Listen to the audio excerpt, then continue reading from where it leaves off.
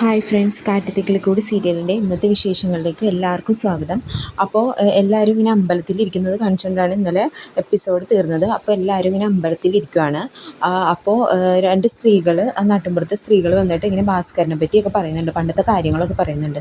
അപ്പോൾ അതിനെല്ലാം എരിപിരി കയറാനായിട്ട് അമ്മായി ഇരുന്ന് ഓരോന്ന് ഇങ്ങനെ പറഞ്ഞുകൊണ്ടിരിക്കുന്നുണ്ട്. അപ്പോൾ ഇതൊക്കെ കേട്ടിട്ട് നമ്മുടെ സുഭാഷ് ഏട്ടൻ പറയും, കാര്യം നമ്മൾ സ്വത്ത് തർക്കവും നമ്മൾ തമ്മിൽ വലിയ അടുപ്പമൊന്നും ഇല്ലെങ്കിലും ഇങ്ങനെയുള്ള കാര്യങ്ങളൊന്നും എന്തിനീ ആളുകളുടെ മുമ്പിൽ വെച്ച് പറയണേന്ന് ഇങ്ങനെ ചോദിക്കും. അപ്പോൾ നിധി പറയും, ഇതൊരു അമ്പലമല്ലേ, നമുക്ക് എന്നാൽ അങ്ങോട്ട് അങ്ങനെ മാറിയിരിക്കാം എന്ന് പറയും. അപ്പോൾ ഇവരായിട്ടൊന്ന് സംസാരിക്കാൻ നിൽക്കണ്ടെന്ന് പറഞ്ഞുകൊണ്ട് ഹരീഷും നിധിയും പറയുകയാണ്.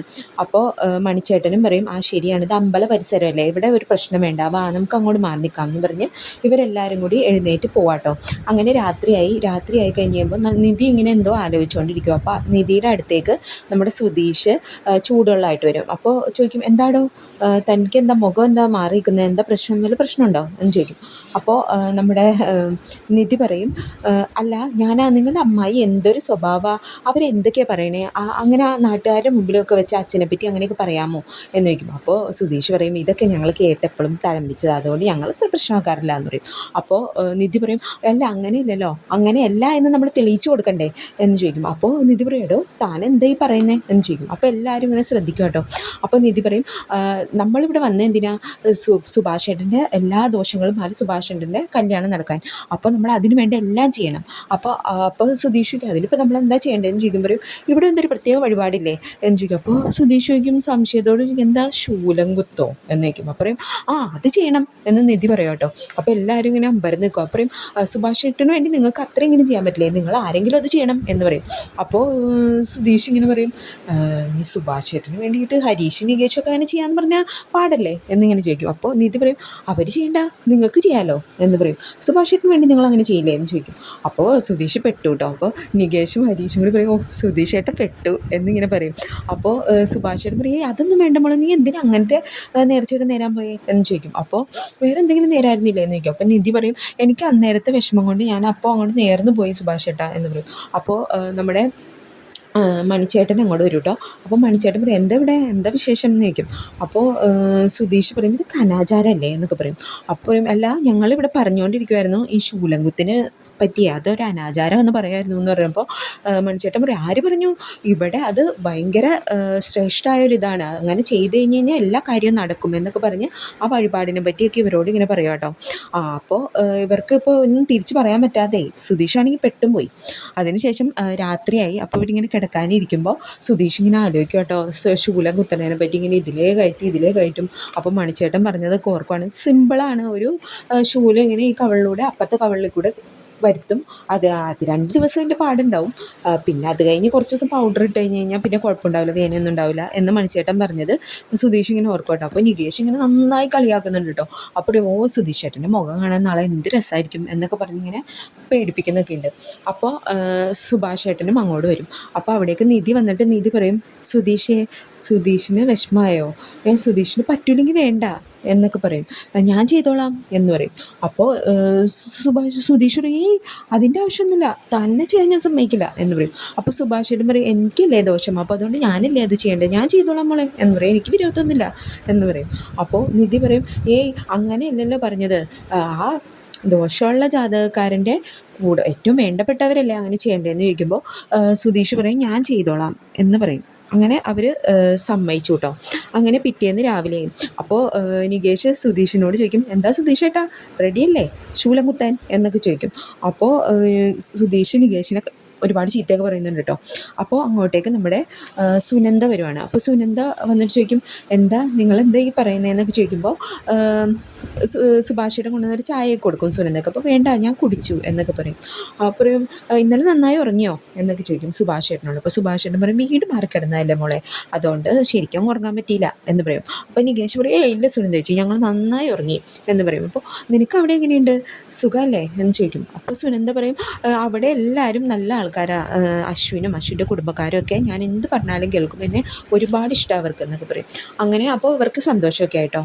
അത് കഴിഞ്ഞ് കാണിക്കുന്നത്. അപ്പോൾ നമ്മുടെ നികേഷ് പറയും, അറിഞ്ഞോ സുനന്ദേച്ചി അറിഞ്ഞോ, നമ്മുടെ സുഭാഷ് ഏട്ടന് വേണ്ടിയിട്ട് സുധീഷ് ഏട്ടൻ ഇന്ന് ശൂലം കുത്താൻ പോവാ എന്ന് പറയും. അപ്പോൾ സുനന്ദ പറയും, ആണോ, എന്നാൽ പിന്നെ സുഭാഷ് ഏട്ടൻ്റെ കല്യാണം ഇവിടെ നിന്ന് പോയി കഴിയുമ്പോൾ തന്നെ നടക്കും, ഉറപ്പാ. അങ്ങനെ ചെയ്തവർക്കും അപ്പോൾ തന്നെ എല്ലാവർക്കും അതിൻ്റെ ഗുണം കിട്ടിയിട്ടുണ്ട് എന്നൊക്കെ പറയും. അപ്പോൾ സുധീഷ് ഇങ്ങനെ കവളത്തൊക്കെ തടവിക്കൊണ്ടിരിക്കും കേട്ടോ, എന്തായിരിക്കും അവസ്ഥ എന്ന് ഓർത്തിട്ട്. അങ്ങനെ അപ്പോഴേക്ക് നമ്മുടെ ചാന്ദിനി അങ്ങോട്ടേക്ക് വരുവാണ്. അപ്പോൾ ചാന്ദിനി വന്നിട്ട് പറയും, അവിടെ ചൂടുവെള്ളം ഇല്ല എന്ന് പറയും. അപ്പോൾ സുനന്ദ പറയും, ഹീറ്റർ ഉണ്ടായിരുന്നല്ലോ എന്ന് പറയും. അപ്പോൾ സുഭാഷും പറയും, ഞാൻ ഒന്ന് നോക്കട്ടെ എന്ന് പറഞ്ഞ് പോകട്ടെ. അപ്പോൾ സുനന്ദയും സുഭാഷും ചാന്ദിനിയും കൂടി ബാത്റൂമിൻ്റെ അങ്ങോട്ടേക്ക് പോയി.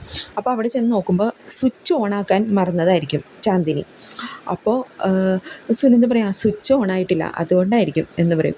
അപ്പോൾ വേഗം തന്നെ സ്വിച്ചൊക്കെ ഓണാക്കി കൊടുത്തിട്ട് സുനന്ദ ഇങ്ങോട്ട് പോകാൻ പോകുമ്പോഴേക്കും നമ്മുടെ ചാന്ദിനി മുന്നോട്ട് നടക്കുകയാണ്. അപ്പോൾ താഴെ കുറച്ച് വെള്ളം ഉണ്ടായി, ആ വെള്ളത്തിൽ തെന്നി വീഴാൻ പോകും. അപ്പോൾ നമ്മുടെ സുഭാഷേട്ടൻ ചാന്ദിനീനെ കയറി പിടിച്ച് ഇങ്ങനെ അവരിങ്ങനെ നോക്കി നിൽക്കുക കേട്ടോ. അപ്പോൾ ഇതൊക്കെ കണ്ട് സുനന്ദ ഇങ്ങനെ അത്ഭുതപ്പെട്ട് നോക്കുക ഇതൊക്കെ കണ്ട്.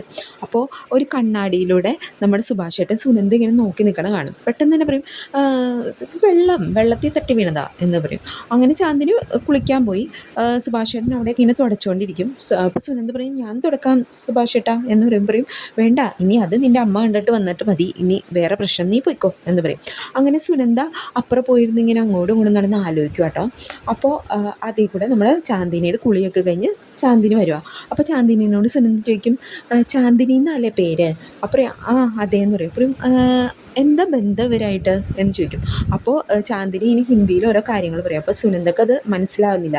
അപ്പോൾ പെട്ടെന്ന് തന്നെ നമ്മുടെ നികേഷ് അതിലേ പോകുന്നുണ്ടാവും. അപ്പോൾ നികേഷ് വരുമ്പോൾ ചോദിക്കും, എന്തൊക്കെ പറയുന്നു, എനിക്കൊന്നും മനസ്സിലാവുന്നില്ല എന്ന് സുനന്ദ പറയും. അപ്പോൾ നികേഷ് പറയും, ഇത് നമ്മുടെ അവിനാഷ് ബായി എന്ന് പറഞ്ഞൊരു ബായി ഇല്ലേ, അതിൻ്റെ സിസ്റ്ററാണ്, അവരുടെ കുടുംബത്തിൽ എന്തൊക്കെയോ പ്രശ്നങ്ങളാണ്, അപ്പോൾ അതുകൊണ്ട് വീട്ടിൽ കൊണ്ടുവന്നാക്കിയതാണ് കുറച്ച് ദിവസം നിൽക്കാൻ. അപ്പോൾ ഞങ്ങളും കൂടെ പോരുമ്പോൾ ഒറ്റയ്ക്ക് ഇരുത്താൻ പറ്റില്ലല്ലോ, അത് കാരണം കൊണ്ടുവന്നതാ എന്ന് പറയും. അപ്പോൾ ചാന്ദിനി അങ്ങോട്ട് കയറിപ്പോവും. അപ്പോൾ നികേഷിനോട് സുനന്ദ പറയും, നല്ല മാച്ചാലേ, കാണാനൊക്കെ നല്ലതാല്ലേ, നമുക്കൊന്ന് നമ്മുടെ സുഭാഷേട്ടന് വേണ്ടി ആലോചിച്ചാലോ എന്ന് ചോദിക്കും. അപ്പോൾ നികേഷ് പറയും, കാണാനൊക്കെ കൊള്ളാം, പക്ഷേ അത് നടക്കണേ എങ്ങനെയാ, ഭാഷ അതൊരു പ്രശ്നമല്ലേ എന്ന് ചോദിക്കും. അപ്പോൾ സുനന്ദ പറയും, ഭാഷയോ, എടാ ഭാഷയിൽ എന്താ കാര്യം ഇരിക്കുന്നത്, അതൊക്കെ പഠിച്ചോളും, രണ്ടു പേർക്ക് മനസ്സ് നന്നായാൽ മതി, അവർ രണ്ടുപേർ അങ്ങനെ അങ്ങോട്ടും ഇങ്ങോട്ടും പറഞ്ഞ് പഠിച്ചോളും എന്നൊക്കെ പറയും. അങ്ങനെ അവർ തമ്മിൽ സുഭാഷേട്ടൻ്റെ കല്യാണക്കാരിയൊക്കെ ഇങ്ങനെ പറഞ്ഞ് നിൽക്കുന്നതും കാണിച്ചിട്ട് അവരങ്ങനെ സംസാരിച്ചുകൊണ്ടിരിക്കും കേട്ടോ. അപ്പോൾ പിന്നെ കാണിക്കുന്നത് നമ്മുടെ നീതുവിൻ്റെ വീടാണ്. അപ്പോൾ ഹരീഷ് നീതുവിനെ ഇങ്ങനെ ഫോൺ വിളിച്ചുകൊണ്ടിരിക്കുകയാണ്.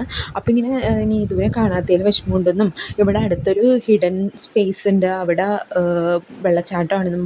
അപ്പോൾ നീതു പറയും, ഇനി പോകുമ്പോൾ എന്നെ കൊണ്ടുപോകണം കേട്ടോ എന്ന് പറയുമ്പോൾ ഹരീഷ് പറയും, എനിക്ക് നീ ഇല്ലാത്തത് ഭയങ്കര മിസ് ചെയ്യുന്നുണ്ട് എന്നൊക്കെ പറഞ്ഞ് ഇവരിങ്ങനെ സംസാരിച്ചുകൊണ്ടിരിക്കുക. അപ്പോൾ നമ്മുടെ അഖിൽ വീട്ടിലേക്ക് വന്നിട്ട് അപ്പോൾ അച്ഛനും അമ്മയും റെഡി ആയിക്കൊണ്ടിരിക്കുക കേട്ടോ. എന്നിട്ട് അഖിൽ വന്നിട്ട് ചോദിക്കും, എന്താ നിങ്ങൾ റെഡി ആയില്ലേ, അവളെവിടെയെന്ന് ചോദിക്കും. പറയും, അവളകത്തം കണ്ട് ഫോൺ വിളിച്ചുകൊണ്ടിരിക്കുകയെന്ന് പറയും. അവൾക്കൊരു സംശയമില്ലല്ലോ എന്നൊക്കെ ചോദിക്കും. അപ്പോൾ പറയും, എടാ ഇത് പ്രശ്നമാവോ, കല്യാണമൊക്കെ ഇങ്ങനെ നടത്താമെന്ന് പറഞ്ഞാൽ. അപ്പോൾ ഇവരുടെ പ്ലാൻ ചെയ്തേക്കുവാണ്, ഹരീഷും ഫാമിലിയും ഇവിടെ ഇല്ലാത്തതുകൊണ്ട് നീതുവിനെ മറ്റൊരാളുമായിട്ട് പെട്ടെന്ന് തന്നെ കല്യാണം കഴിപ്പിക്കാമെന്നുള്ള പ്ലാനുമായിട്ടാണ് അഖിൽ വന്നേക്കുന്നത്. അതിന് കൂട്ട് നിൽക്കുവാണ് ഈ അമ്മയും അച്ഛനും. അപ്പോൾ അച്ഛൻ പറയും, ആ പെണ്ണിന് എന്തൊക്കെ ചോദിക്കുമെന്ന് എനിക്കറിയില്ല എന്ന് പറയും. അപ്പോൾ അഖിൽ പറയും, ഞാൻ ഇത്രയൊക്കെ ചെയ്തില്ലേ, നിങ്ങൾക്ക് ഇത്ര പോലും ചെയ്യാൻ പറ്റില്ലേ എന്നൊക്കെ ചോദിക്കും. നിങ്ങൾ ചുമ്മാ ഒരു അമ്പലത്തിലേക്ക് അവളെ എത്തിച്ചാൽ മാത്രം മതി, അവിടെ പയ്യനും ഒക്കെ എത്തുമെന്ന് പറയും. അപ്പോൾ അവർ അച്ഛനും അമ്മയൊക്കെ സമ്മതിച്ചോ എന്ന് ചോദിക്കും. അപ്പോൾ ഈ അഖിലിൻ്റെ ഒരു ഫ്രണ്ടാണ് നീതുവിന് കല്യാണം കഴിക്കാൻ പോണത് കേട്ടോ. അങ്ങനെ അമ്പലത്തിലേക്ക് എത്തിച്ചിട്ട് ഒരു ഇങ്ങനെ ഒരു കളത്തരത്തിലൂടെ കല്യാണം കഴിപ്പിക്കാനാണ് ഉദ്ദേശം. അപ്പോൾ എടി നീതു എന്നും പറഞ്ഞ് അമ്മ ഇങ്ങനെ വിളിക്കും. അപ്പോൾ നീതു ഫോൺ കട്ട് ചെയ്ത് വരും. അപ്പോൾ പറയും, വാ അമ്പലത്തിൽ പോവാം എന്ന് പറയും. അപ്പോൾ നീതു പറയും, ഞാൻ റെഡിയാണല്ലോ, പോവാം എന്ന് പറയും. അപ്പോൾ പറയും, ചുരിദാറിലോ, ഒരു സാരി ഉടുക്കടി, ഇങ്ങനെയൊക്കെയല്ലേ ഉടുക്കുള്ളൂ, അമ്പലത്തിലൊക്കെ പോകുമ്പോഴല്ലേ സാരി ഉടുക്കുള്ളൂ എന്നൊക്കെ പറയുമ്പോൾ നീതു പറയും, എന്തെങ്കിലും ആവട്ടെ ഉടുക്കാം എന്ന് പറഞ്ഞ് നീതു സാരിയൊക്കെ ഉടുക്കാൻ പോയി. അപ്പോൾ ഈ അച്ഛനും അമ്മ ഇങ്ങനെ പരിഭ്രമത്തോടുകൂടി അങ്ങോട്ടും ഇങ്ങോട്ടും മുഖത്തോട് മുഖം നോക്കിക്കൊണ്ടിരിക്കുക. അങ്ങനെ ഇവർ ഓട്ടോയിൽ കയറി അമ്പലത്തിലേക്ക് പോകുന്നത് കാണിക്കണേ. അപ്പോൾ നമ്മുടെ അവിടെ അഖിലിൻ്റെ വേറെ കൂട്ടുകാരും ഈ കല്യാണം കഴിക്കാൻ പോണ ആളും ഒക്കെ ഉണ്ടാവും. അപ്പോൾ ഈ നീതുവിനെ കല്യാണം കഴിക്കാൻ പോകുന്ന ആളോട് അഖിൽ ഇങ്ങനെ പറയുന്നുണ്ട്, ഓ നീ ഇത്ര എൻ്റെ നല്ല ബെസ്റ്റ് ഫ്രണ്ടാണ് നീ, നിനക്ക് ഇങ്ങനെ ഒരു മനസ്സ് തോന്നിയില്ലോ എന്നൊക്കെ പറഞ്ഞ് ഇങ്ങനെയൊക്കെ പറയുന്നുണ്ട് കേട്ടോ. അപ്പോൾ അങ്ങനത്തെ കുറേ നിമിഷങ്ങൾ കാണിച്ചുകൊണ്ടാണ് ഇന്നത്തെ എപ്പിസോഡ് തീരണത്. അപ്പോൾ എല്ലാവരും എപ്പിസോഡ് കാണണം. അതേപോലെ തന്നെ എൻ്റെ ചാനൽ ഇഷ്ടപ്പെട്ട ലൈക്ക് ചെയ്യാനും സബ്സ്ക്രൈബ് ചെയ്യാനും മറക്കരുത്. അപ്പോൾ എല്ലാവർക്കും ബൈ.